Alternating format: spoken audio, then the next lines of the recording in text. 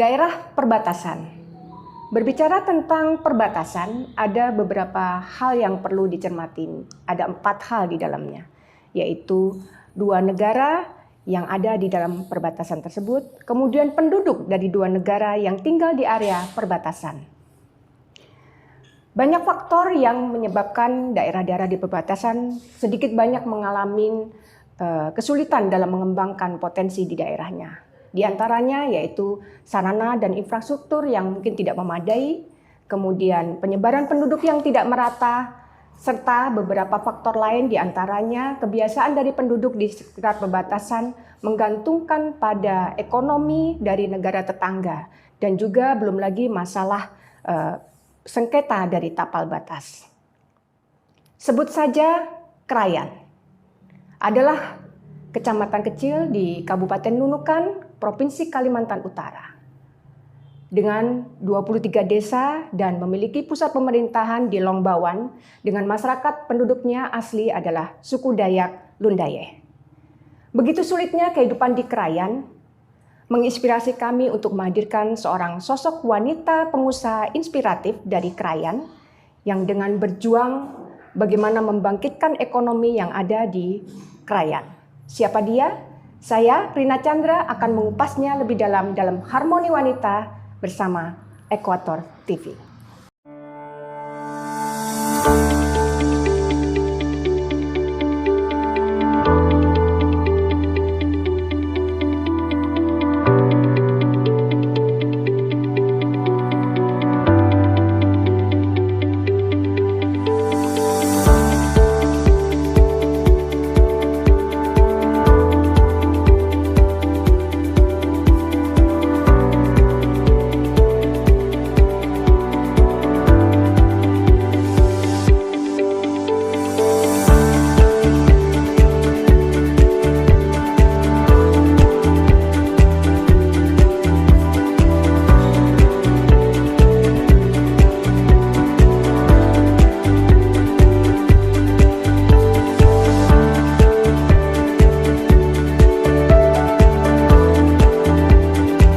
Harmoni Wanita, harapan, motivasi, dan inspirasi wanita.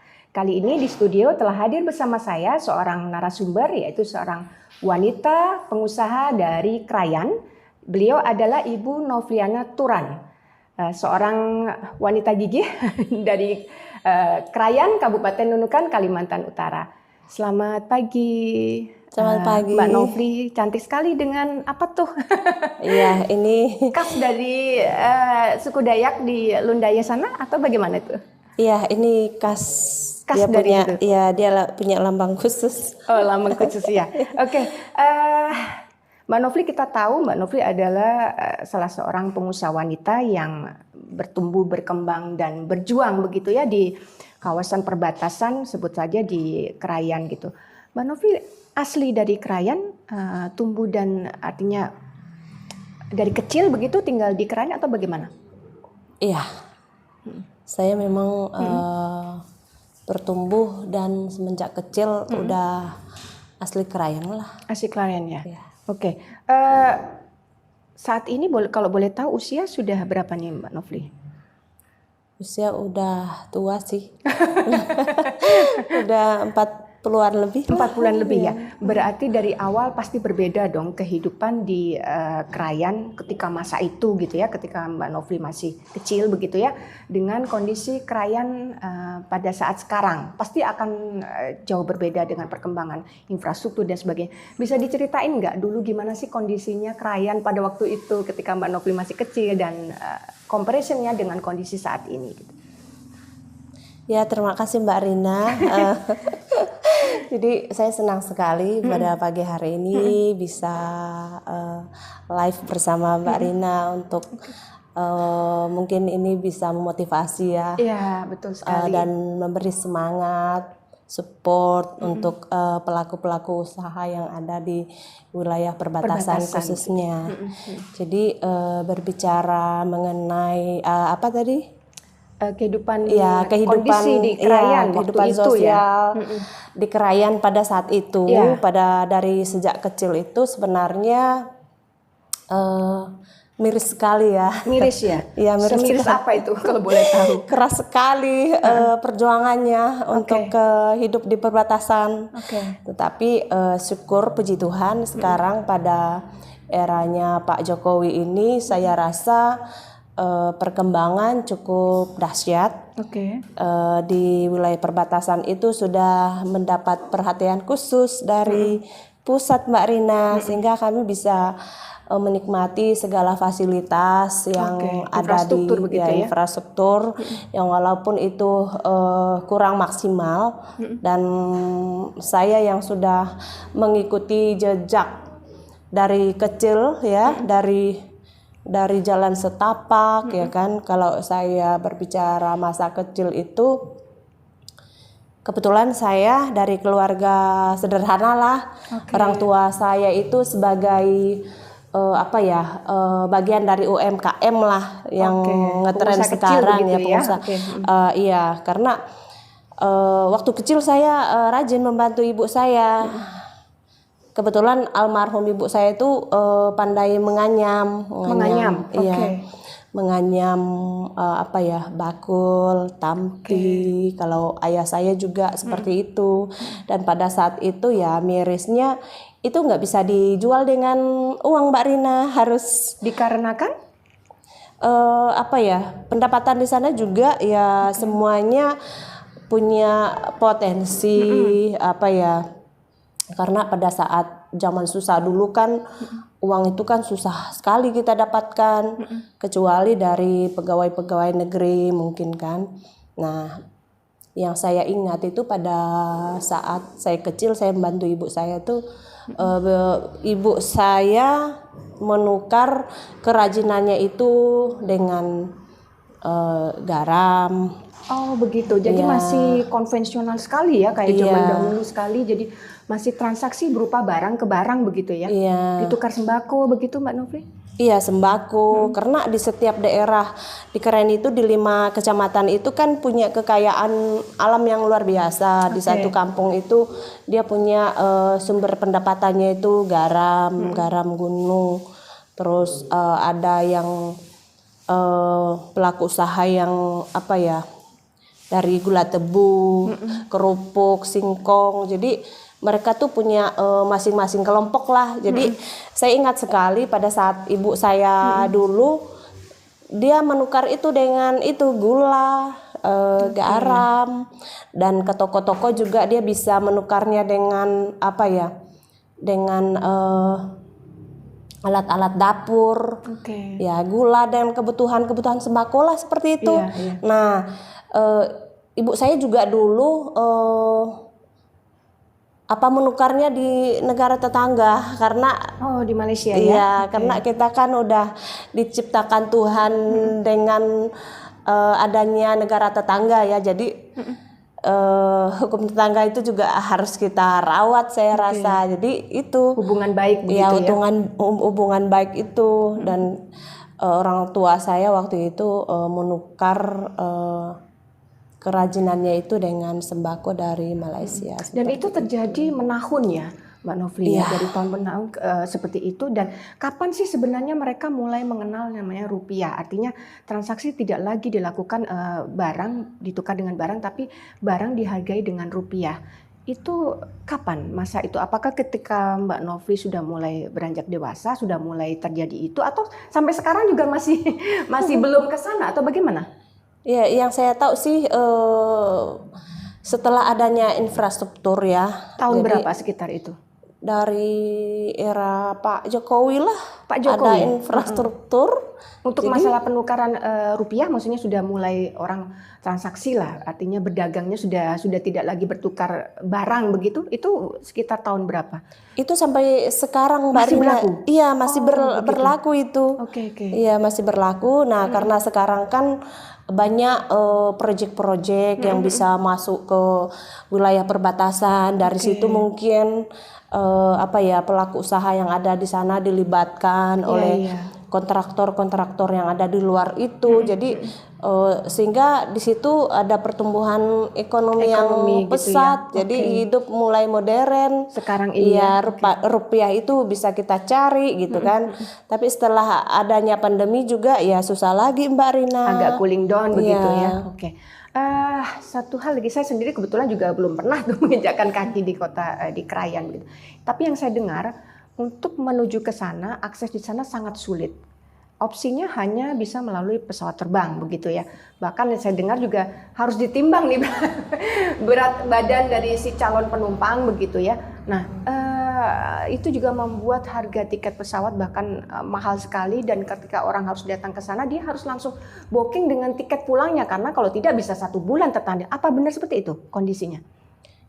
Iya, saya rasa ya kalau ya kurang lebih benar seperti Iya, itu. seperti itu. Untuk Oke. armada pesawat yang ke sana itu Terbatas, masih sangat terbatas ya kalau dari Tarakannya. Tapi dari sebelah pulang dari Longbawanya saya rasa Lebih aman mudah. aja, lebih Oke. mudah. Oh begitu ya. Kalau nggak salah pesawat yang isi 12 atau 17 orang itu ya, yang kayak semacam Susi Air atau Aviastar atau apa sejenisnya ya, begitu ya. Iya. Oke. Iya, Dan itu memang satu-satunya alat transportasi di sana. iya Mbak Rina. Dan bahkan karena saking sulitnya akses, saya pernah mendengar kabar bahwa satu kotak Indomie dihargain sampai 1 juta, betul kan? Apa itu? Satu kotak Indomie, mie instan maksud saya, begitu ya.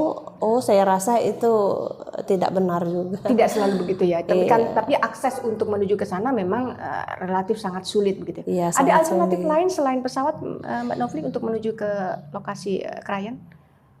Saya rasa untuk sementara ini hanya itu, kecuali kita mau jalan kaki ya. Oh gitu ya, Iya, bisa jalan dan ada kaki. begitu ya. Bisa dari Malinau. Oh, sampai berapa kilometer gitu? Itu Mungkin kurang, kalau orang-orang yang pedalaman yang suku asli mungkin mereka rela melakukan itu ya. iya, kurang lebih 200 kilometer lah. Oh gitu ya. Oke. Mbak Novely, kita tahu bahwa Mbak Novely adalah orang asli sana gitu ya.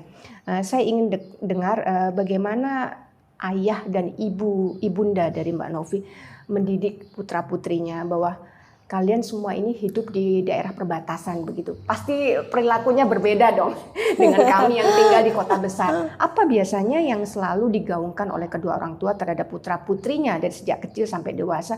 Sadar bahwa kalian hidup perbatasan, berarti kalian harus hidupnya harus begini, A, B, J dan sebagainya. Kira-kira apa yang selama ini selalu ditanamkan?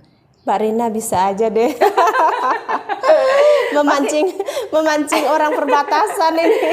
Pasti Iya. biasanya itu itu pasti menghasilkan wanita-wanita tangguh dan Iya. orang-orang yang super ekstra. Ya begini Mbak Rina, kalau berbahasa seperti itu ya kita bersyukur Oke.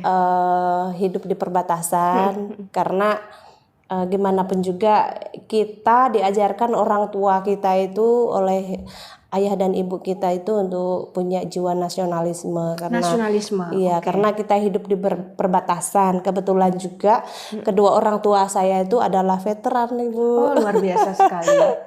Mudah-mudahan pemirsa, rekan-rekan Bapak Ibu veteran juga menyaksikan tayangan ini. Ya. Jadi kita diajarkan dari kecil itu untuk punya jiwa nasionalisme karena kita hidup di perbatasan. Apalagi kedua orang tua. Saya kan seorang veteran. Jadi kita diajarkan untuk selalu menjamu tamu yang akan ke rumah kita dengan baik. Oh, begitu ya, oke. Seperti itulah tertanam di Jiwa benak, gitu ya. di jiwa kami sebagai anak-anak. Iya, jiwa Gitu. hospitality-nya istilahnya silaturahmi yang baik karena disitulah kekerabatan yang terjadi karena memang apalagi dengan tetangga sebelah begitu ya. Iya. Oke, ada strategi khusus begitu ya. Oke, Mbak Novely ngomong tentang strategi khusus, kita harus tahan sejenak karena ada yang mau lewat. Ya pemirsa jangan kemana-mana dulu, kita akan kembali melanjutkan perbincangan kita setelah jeda pariwara yang berikut ini tetap di Equator TV.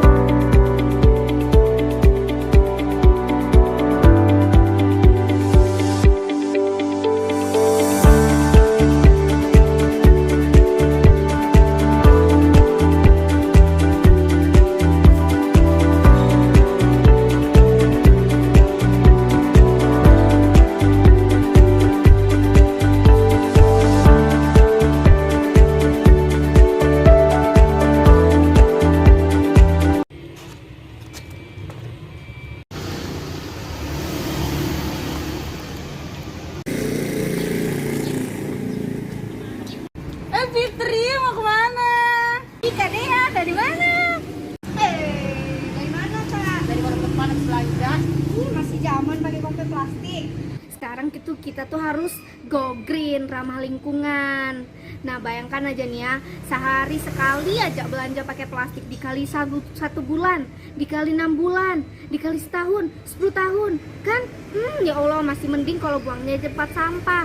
Kalau buangnya di laut, buangnya sembarangan, kan kasihan tuh ikan-ikan yang lagi berenang terus angkut plastik, yang lagi makan tersedak plastik, kan kasihan. Nah untuk itu nih, bagikan aja ya. Kantong kain bisa dipakai reusable, bisa dipakai buat jangka waktu panjang. Nih. Tuh. Terima kasih ya, Fit. Dadah.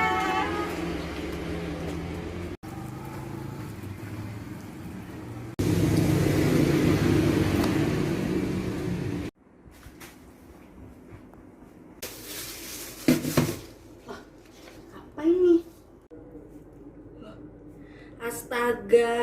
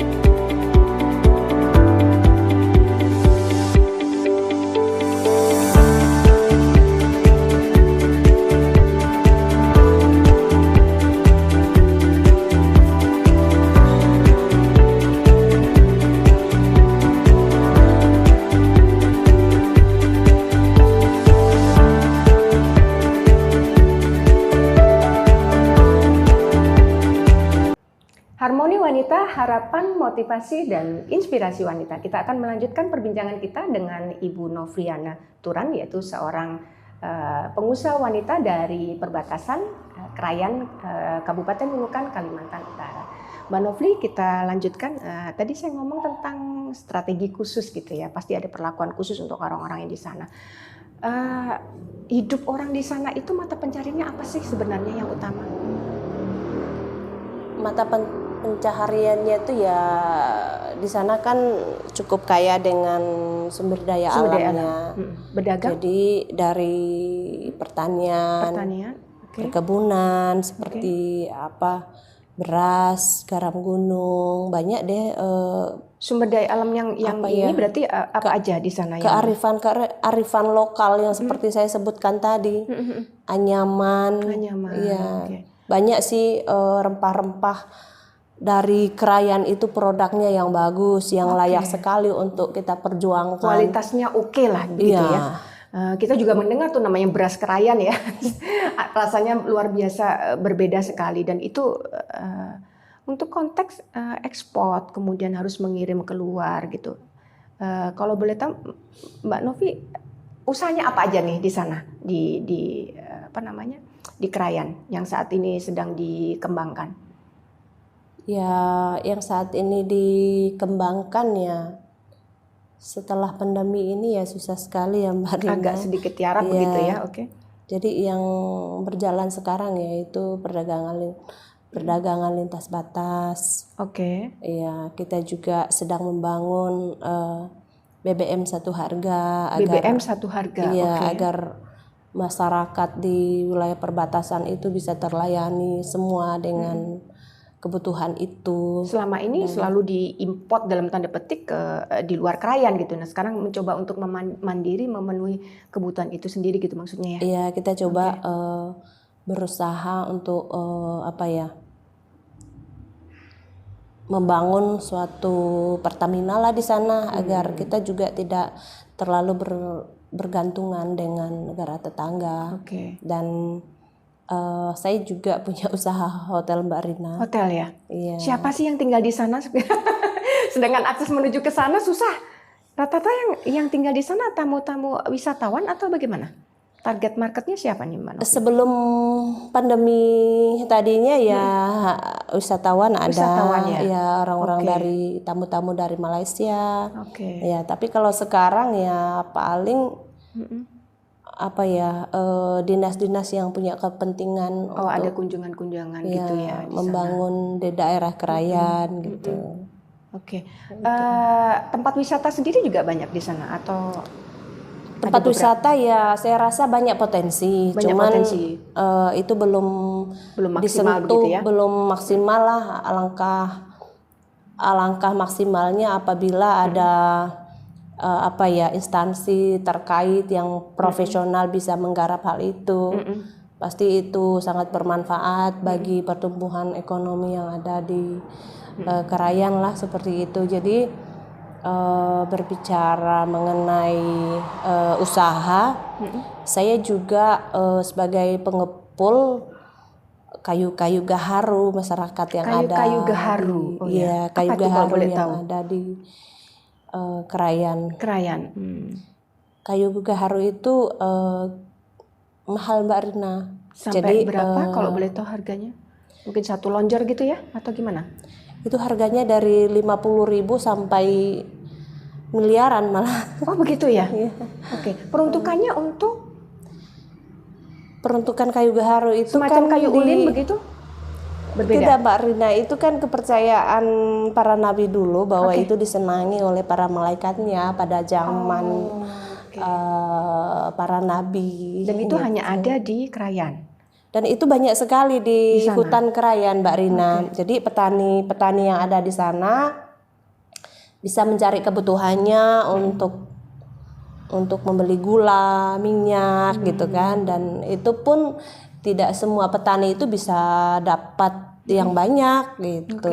Iya. Tapi setelah pandemi ini bisnis kayu gaharu pun semua terdampak lah oleh pandemi itu tadinya. Itu dikembangkan atau dia tumbuh secara alami begitu kayu itu? Sebenarnya bisa dibudidayakan. Bisa dibudidayakan, ya, oke. Tapi untuk yang wilayah Krayan ini dia secara alami. Kita cari di hutan dan itu banyak sekali di hutan Krayan. Ya. Menarik sekali, banyak sekali usaha yang mungkin asing di telinga saya begitu ya, Mbak Novi. Tapi yang jelas core dari semua itu butuh transportasi, ya kan, untuk bisa mengirim atau melakukan negosiasi perdagangan dengan di luar Krayan. Saya dengar Mbak Novi juga mengirim barang-barang keluar dan sebagainya. Mekanismenya bagaimana? Dengan sistem transportasinya tetap lewat udara tadi dengan pesawat atau bagaimana untuk pengangkutan barang-barang yang harus mungkin diekspor atau dikirim keluar Krayan begitu ya selama ini? Itu keluar mana ini? Ke Tarakan apa Malaysia? Ke Tarakan, ke Malaysia atau kemanapun. Jadi pasti butuh suatu perjuangan keras begitu ya. Iya. Jadi sebenarnya kami pelaku usaha yang ada di perbatasan itu terbentur sekali Mbak Rina. Makanya dalam hal ini kenapa saya harus membentuk suatu organisasi Aspindo untuk mengangkat isu-isu yang begitu banyak yang ada di wilayah perbatasan ini. Nah, kita mau mengirim permasalahan itu diangkat begitu ya supaya menjadi perhatian dari pemerintah pusat begitu ya. Iya, menjadi perhatian khusus lah oleh pemerintah pusat. Ya, paling tidak seperti itu Mbak Rina, karena memang udah diamanatkan dalam undang-undang gitu kan. Jadi untuk kami membawa keluar barang-barang kami itu sangat susah. Dan faktornya itu apa? Karena minimnya sarana dan prasarana infrastruktur. Ya, kami juga mau mengirimnya ke Malaysia, kami juga terbentur yang namanya regulasi. Kami mau mengirimnya ke kota, ya kita juga tidak tahu pasarannya, kita akan pasarkan kemana gitu. Padahal potensi luar biasa gitu ya. Iya, betul. Dari sumber dari sebagainya. Ngomong soal Aspindo saja dia tertarik nih. Aspindo itu Asosiasi Pengusaha Perbatasan Indonesia Kalimantan Utara, betul. Dan Mbak Novi didaulat sebagai ketua di situ ya, yang saya tahu. Dan yang ada di dalam kepengurusan Aspindo bisa dari wanita, bisa dari pria. Nah ini luar biasa sekali pemirsa, seorang sosok wanita memegang sebagai seorang ketua dari asosiasi yang genrenya juga tidak hanya diikuti oleh kaum wanita. Kira-kira nih tujuannya apa? Kalau boleh tahu secara lebih detail. Kalau tadi Mbak Novi sempat ngomong supaya menjadi perhatian publik begitu ya. Terlepas dari situ semua apa? Apakah sebagai sarana untuk memudahkan tadi pengangkutan tadi atau ada strategi atau tujuan khusus lainnya? Ya kalau saya sih Mbak Rina membentuk Aspindo ini berangkat dari pengalaman, berangkat dari hati, dimana seperti yang saya ceritakan tadi ya cukup keras ya hidup di daerah perbatasan ya kan. Jadi dalam hal ini kita punya tujuan yaitu menghimpun semua pelaku-pelaku usaha. Dan saya melihat dan menurut hemat saya selama ini dengan proyek-proyek besar pemerintah yang ada di sana, pelaku usaha lokal itu hanya lewat-lewat aja gitu kan. Ya pelaku usahanya ya hanya menonton aja. Pengusaha-pengusaha yang masuk ke sana dan kadang juga mereka bawa buruh-buruhnya dari kota gitu kan. Ya? Okay. Jadi saya menilainya perputaran ekonominya nggak di situ. Mereka akan bawa pulang semua penghasilannya, paling yang pelaku usaha dapatkan dari sana itu ya seperti material pasir. Jadi tidak batu. Menambah PAD begitu maksudnya ya? Iya, jadi kerinduan saya kan agar semua para pelaku usaha yang ada di Krayan ini terhimpun dalam suatu organisasi agar kita punya langkah-langkah strategis ke depan itu untuk membangun perekonomian yang ada di Krayan, apalagi setelah pandemi ini. Paling tidak pelaku usaha yang ada di wilayah perbatasan itu dikasih kesempatan untuk berkarya juga di daerahnya sendiri gitu Mbak Rina. Itu yang semoga hal ini bisa memicu kepada pemerintah daerah maupun pemerintah pusat untuk memperhatikan hal ini. Jangan hanya pelaku usaha yang ada di wilayah perbatasan itu hanya menonton. Dan semua hasil-hasil alam yang ada di daerah wilayah perbatasan itu dibawa kembali keluar ya, di kota juga, di Jakarta juga mungkin yang menikmatinya seperti itu. Tapi di Krayan sendiri tidak ada progres yang mungkin dampak positif begitu ya. Atas dasar itulah Aspindo didirikan. Siapa saja sih yang tergabung di dalam Aspindo ini? Apakah hanya pengusaha lokal Krayan atau bisa saja karena kalau bicara perbatasan Kaltara banyak nih pinggiran-pinggiran dari Kaltara begitu yang bisa dikatakan juga sebagai orang yang tinggal di luar. Apakah itu juga bisa bergabung di Aspindo atau gimana Mbak Novi? Iya Mbak Rina, kita baru saja dilantik oleh Pak Gubernur Kaltara. Dalam hal ini pusatnya di Kalimantan Utara. Dan itu pelaku-pelaku usaha yang udah tergabung di situ dari setiap wilayah yang ada perbatasannya Mbak Rina, seperti Malinau, Nunukan, ya Tanjung Selor juga, Tarakan. Pokoknya semua yang mau bergabung di Aspindo itu ya yang berminat dengan visi misinya membangun membangun para pelaku usaha ya. Jadi seperti yang saya katakan tadi ya, berangkat dari hal itu agar pelaku usaha yang ada di wilayah perbatasan ini benar-benar diperhatikan dan ikut berkontribusi di dalam pembangunan PLBN, di dalam menata perdagangan yang ada di wilayah PLBN itu nantinya gitu kan. Ya kalau tidak seperti ini ya sebentar lagi di si Pancang itu mau diresmikan oleh Pak Jokowi. Jadi itu? di si Pancang, Iya, jadi kira-kira ya pelaku usaha yang mana gitu kan untuk ikut menata hal itu. Dan saya rasa Aspindo siap begitu ya. Iya, Aspindo siap, apalagi kita di wilayah perbatasan. Saya rasa pelaku usaha itu harus dibina agar semua kehidupan di wilayah perbatasan itu tertib, termasuk perdagangannya. Kalau kita lihat sekarang kan banyak tuh penangkapan narkoba, minuman keras.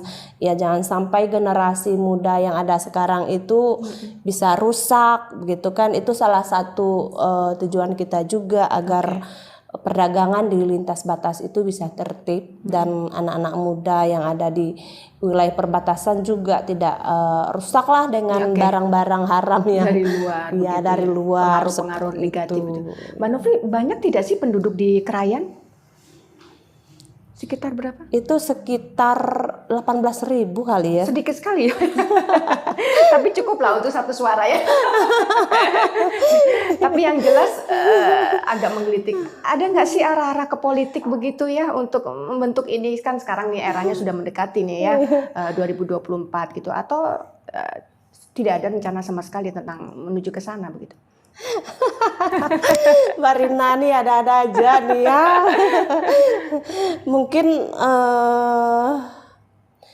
ke arah politik kayaknya enggak deh. Tidak ya? Ya banyak aja yang berprasangka kita membentuk suatu organisasi tujuannya politik-politik gitu kan. Berarti lebih kepada panggilan jiwa begitu ya? Iya, iya benar sekali ya, panggilan hati, panggilan jiwa, seperti apa ya yang menjadi kesusahan saudara-saudara kita yang ada di perbatasan itu. Termasuk kesusahan yang dialami oleh Mbak Novi sendiri, pengalaman pribadi begitu ya setelah sekian lama di sana. Jadi Novi, kalau berbahasa politik ya saya rasa tujuan Aspindo ini ya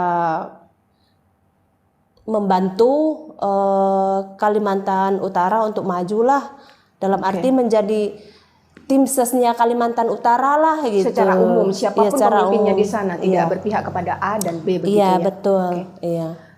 Kalau saya kasih pertanyaan begini, hidup di kota besar dengan segala fasilitas, sarana dan prasarannya sangat nyaman sekali. Hidup kita jadi lebih mudah begitu, dan saya rasa Mbak Rofi punya kemampuan itu.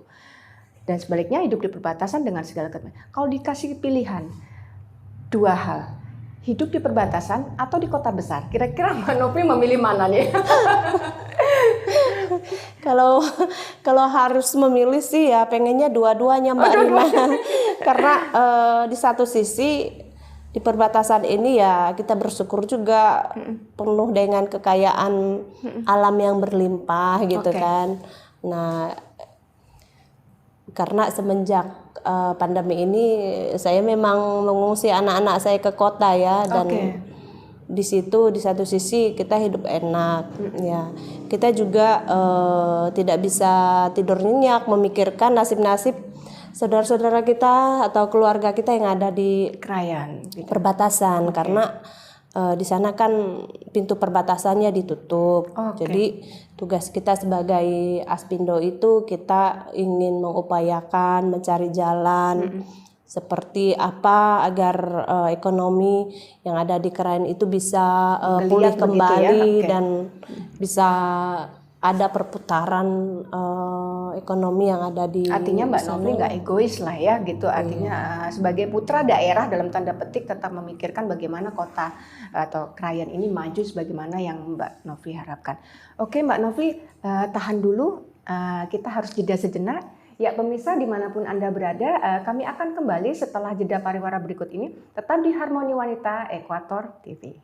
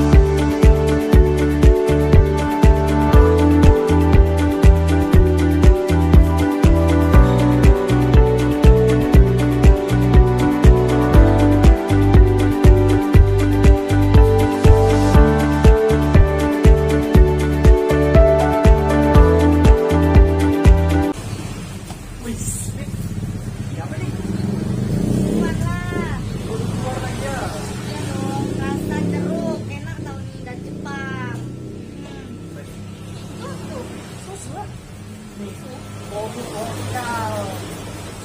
Lokal, kampungan nih. Bisanya bahasa dulu baru tahu.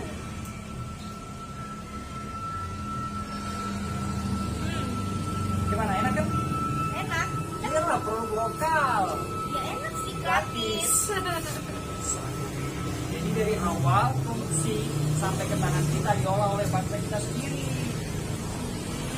Jangan tanyakan apa yang sudah negara memberikan kepadamu, tapi tanyakan apa yang sudah kau lakukan untuk negara. Salah satunya ini, kain produk lokal.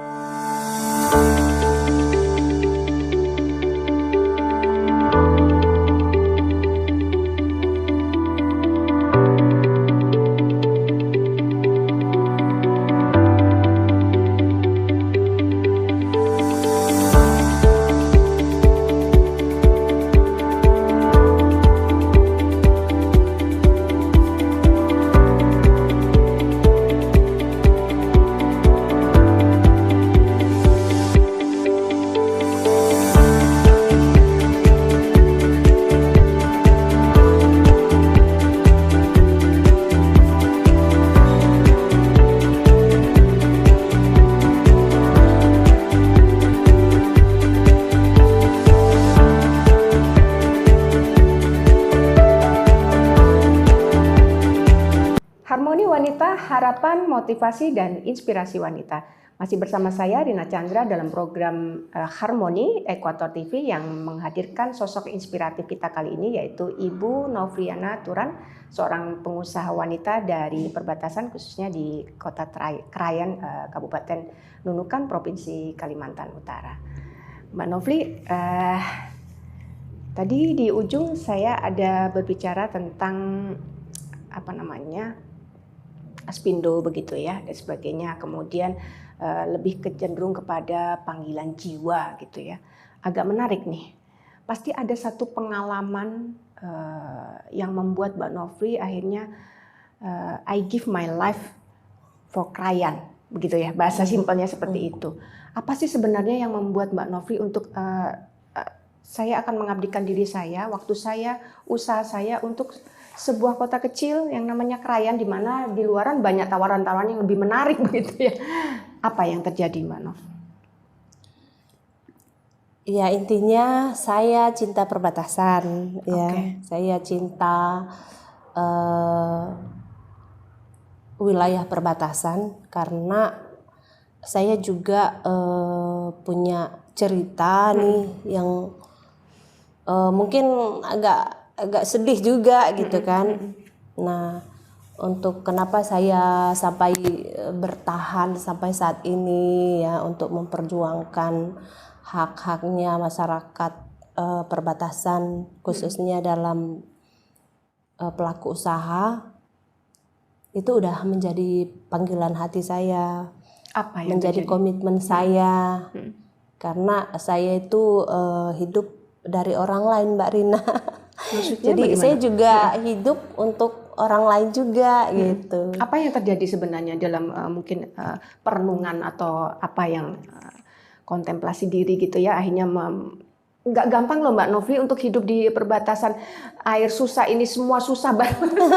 Dan kita perempuan gimana kita dapat skincare dan sebagainya seperti itu gitu. Nah, seorang Mbak Novri harus tetap di sana dari tahun sekian sampai dengan sekarang, bahkan berkeluarga di sana.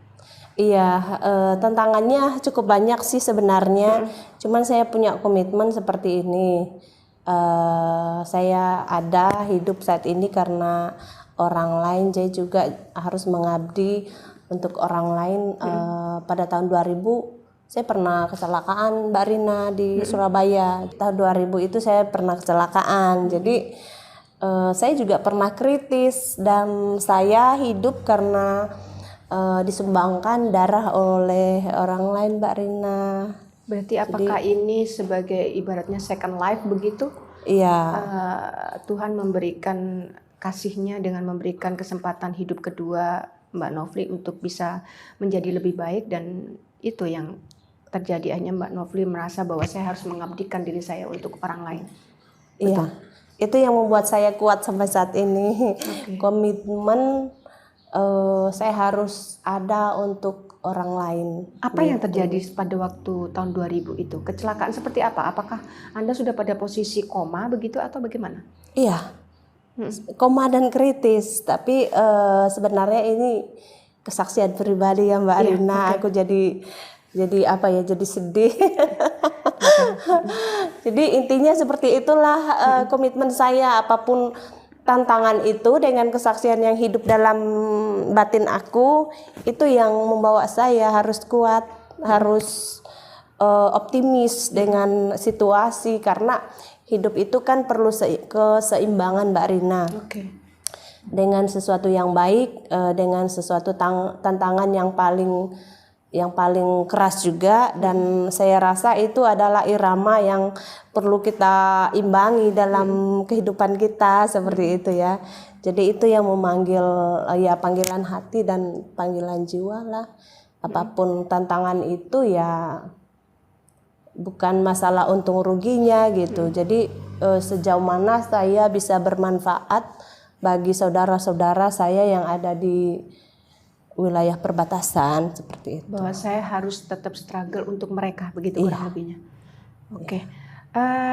Suami mendukung karir dan profesi Mbak Novely saat ini sebagai seorang pengusaha lah begitu. Iya, ya kalau suami sih ya saya ada di sini ya karena support suami juga, support anak-anak juga, dan yang positifnya, yang lucunya, semua anak-anak saya ingin kayak ibunya yang sibuk gitu kan dengan apa, bahkan saya menilainya anak-anak saya juga ikut sibuk. Berapa melihat orang kalau boleh jejak tahu Mbak Novely dikaruniai putra putri saat ini? Saya 4 anaknya. 4 orang. Iya. Yang pertama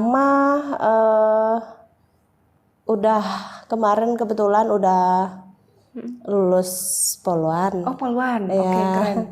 Kemudian yang kedua? Yang kedua baru masuk kelas 1 SMA, 1 di Tanjung Selor. Dan yang ketiga dan keempat? Masih kecil. Masih kecil. Iya. Dari 3 putra putri ini tadi, melihat rekam jejak dari Mbak Novely, tadi Mbak Novely bilang mereka mengidolakan sang mama begitu ya. Dan Mbak Novely sendiri bersama suami, apakah memang berencana untuk membentuk mereka bahwa kalian harus kembali seperti mama dan papa mungkin sebagai pejuang perbatasan begitu, atau membebaskan, oh silakan kalau mau keluar dari krayan bebas begitu, atau bagaimana? Iya, saya tidak pernah menanamkan hal-hal seperti itu, dan karena hidup kita terlalu berirama ya seperti yang saya bilang tadi itu, dan mereka cari skill mereka masing-masing untuk secara natural begitu ya, mengimbangi orang tuanya juga seperti apa. Dan yang saya tanamkan kepada anak-anak saya itu, intinya kita harus menjadi berkat, bermanfaat bagi orang-orang di sekitar kita, harus kreatif lah, harus bekerja dengan tulus ikhlas, bekerja keras, bekerja cerdas, begitu kan, agar kamu bisa khusus gitu ya. Agar kamu bisa bermanfaat bagi teman-teman kamu, seperti itu. Pasti selama malang melintang di dunia bisnis begitu ya, usaha, ada pengalaman-pengalaman buruk atau pengalaman-pengalaman yang mungkin nggak pernah terlupakan ketika berkiprah di dunia usaha begitu. Apa yang bisa Mbak Novely ceritakan kepada kita semua tentang pengalaman-pengalaman di wilayah perbatasan yang mungkin itu memang membuat berat banget begitu ya, seperti itu? Apa?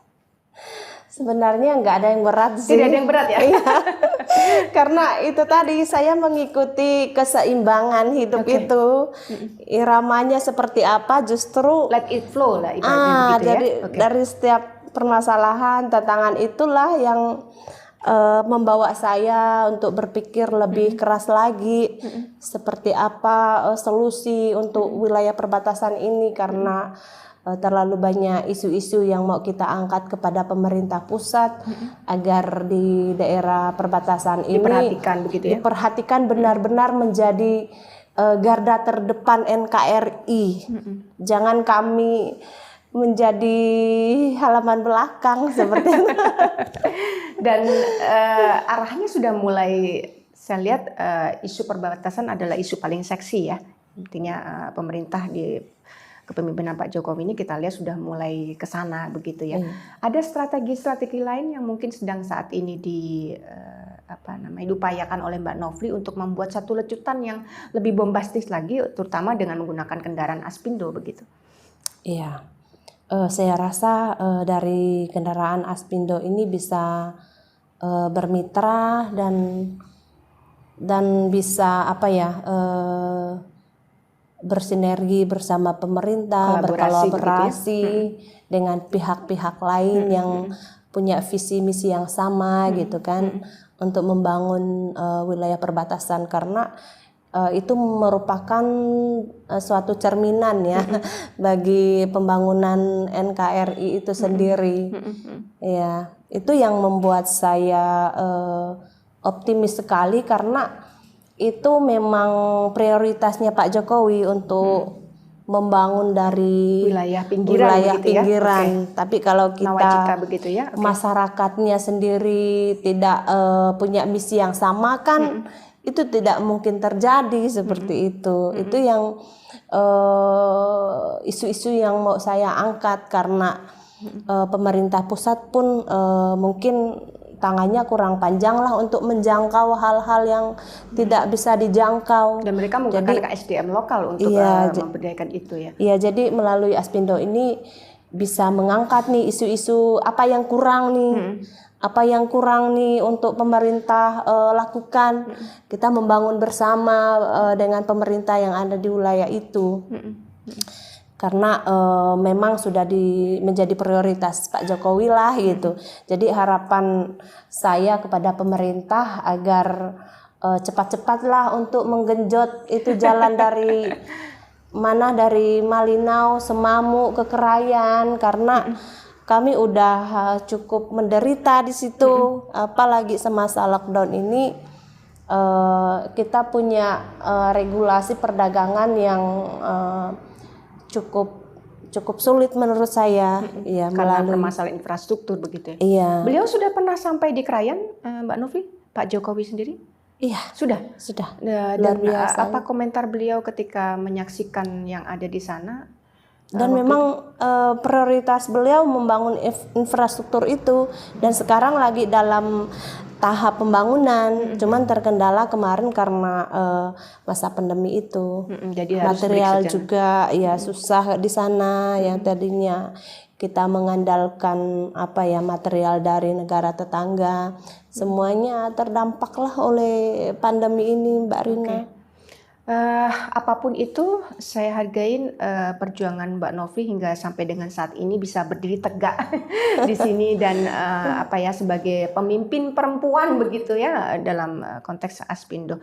Ada hal-hal yang mungkin bisa dibagikan buat rekan-rekan wanita ataupun teman-teman yang ada di wilayah perbatasan dari Sabang sampai Merauke yang punya nasib hampir sama dengan Mbak Novely. Trik-trik apa nih yang bisa membangkitkan mereka di sana, bahwa kita tidak sendirian dan kita masih bisa berbuat untuk menggeliatkan ekonomi di wilayah perbatasan? Silakan, Mbak. Iya, harapan saya tetap semangat. Karena tujuan Pak Jokowi sekarang ini kan memberdayakan UMKM yang ada di masyarakat ya. Dan saya rasa kita punya potensi itu, dan kita tetap semangat dan optimis. Kita harus bekerja lebih keras lagi. Kalaupun sampai saat ini belum ada hasilnya, kita harus bekerja dengan ikhlas, dengan sabar, dan tidak kalah pentingnya dalam situasi seperti ini kita harus bekerja cerdas. Ya, kerja cerdas. Iya, agar semuanya bisa tuntas begitu gitu. Ya? Bekerja sampai tuntas lah seperti itu, Mbak Rina. Super Makanya sampai sekarang kalau belum tuntas saya nggak akan berhenti. Karena banyak hal yang harus dituntaskan. Kita apa ya, kita angkat nih isu-isu nih kepada pemerintah pusat.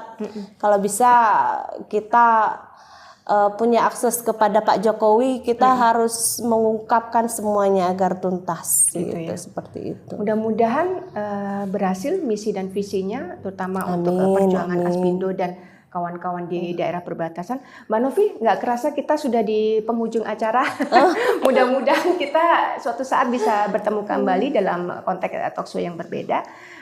Terima kasih waktunya setelah hadir di studio Ekuator TV. Ya, pemirsa dimanapun Anda berada, isu perbatasan memang menjadi sebuah isu yang sangat menarik dan tidak habis diperbincangkan gitu. Permasalahan distribusi dan perdagangan di daerah perbatasan memang masih merupakan kendala utama, terutama disebabkan oleh faktor infrastruktur dan sarana prasarana yang mungkin tidak lengkap.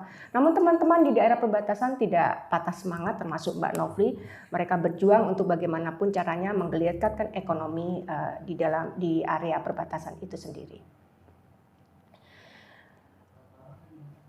Jika Anda ingin membuat kapal, Anda jangan mengajak orang untuk ramai-ramai mencari kayu dan membangunnya. Dan jangan pula Anda mengajak dan memerintah mereka untuk mengajakannya. Tapi ajarkan mereka untuk mencintai lautan bebas dan merindukannya. Karena lautan bebas akan memberikan banyak jalan kita menuju keberhasilan. Salam perbatasan.